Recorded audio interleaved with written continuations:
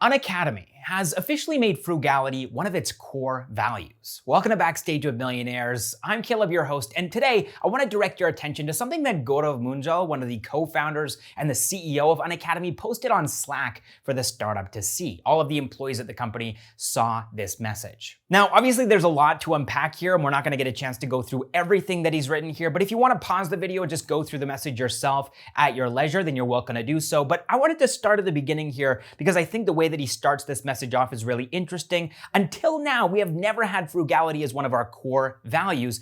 And then he explains that the reason why is that they were focused on growth. They had raised millions of dollars, and so it just wasn't a priority. But now things have changed. I think the wording here is really interesting. We have to do an IPO in the next 2 years. This isn't him saying that we will do an IPO or we're planning to do an IPO. We have to do an IPO in the next 2 years. We have to turn cash flow positive. And for this, we need to embrace frugality as a core value. Now, the way that this reads to me, honestly, is that it's coming from a place of desperation. This is something that Unacademy is doing to survive. And if they don't do this, if they're not frugal, then they won't survive. And that would make sense, right? If we look at India's entire edtech industry, we're seeing a lot of companies take these kinds of measures. They're focusing on profitability, they're focusing on frugality, because if they don't, they are gonna go out of business. Now, Gaurav does address this interpretation. In fact, he counters it, saying that it might seem like we're in a bad state, but trust me, we are not. We're in a great state. This is the final frontier that we have to conquer, profitability. And once we do, it will change the game for us.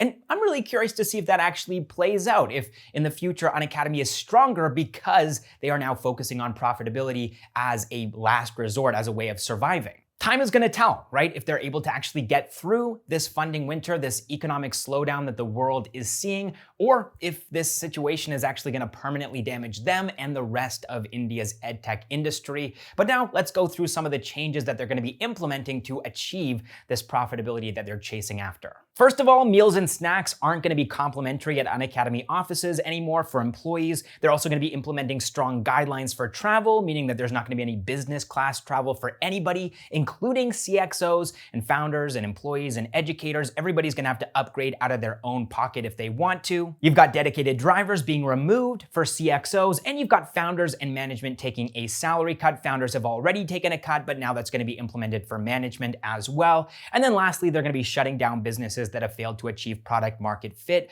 like for example, their global test prep. All right, next up, let's move into our founder spotlight now, because this week I wanted to highlight the founder and CEO of Zoho, Sridhar Vembu. Now, the reason I wanted to highlight Sridhar today is that he actually this last week gave a speech at a regional conference in Bengaluru, and this speech started a debate about the validity and significance of VC culture in India's startup ecosystem. Now, obviously everybody knows that Zoho is a bootstrapped company, which makes Sridhar's accomplishment in building Zoho up into such a successful company so impressive. They haven't raised external capital from VC firms or angel investors. And in Sridhar's own words during this speech, I'm quoting him directly here, "In Bengaluru, we are building a lot of companies, but the thing I see is missing is that a lot of these companies are exit focused. There are too many VCs floating around who are too exit driven. That's an incorrect strategy for our nation." Now, the really wild thing about this quote and about this speech is that if he had given it in 2021, I don't think most people would have cared. He would have been ignored. His words would have fallen on deaf ears because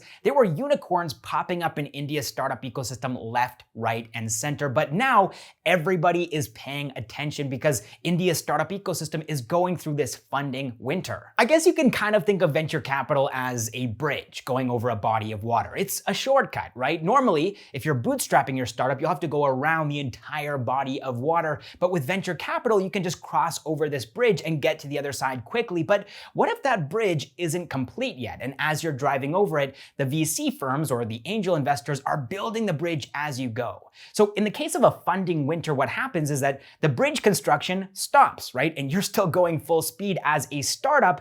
And so you fly off the bridge into the water. And so coming back to Sridhar, what he's saying is that India's startup ecosystem needs more startups that are willing to go around the body of water. Yes, it's more difficult. Yes, it's more time consuming, but it's the safe and sure way of getting to the other side. Now, if you want to watch Sridhar Vembu's entire speech, you can find a link to it in the description down below, as well as links to everything else that I talk about in this video. We've gotten some feedback from you guys that it would be helpful to have links to external resources so that if you want to do further reading or you want to catch up on some of the other content that we talk about in these videos, then you can. So we're going to try to start doing that on a regular basis moving forward for all of our videos.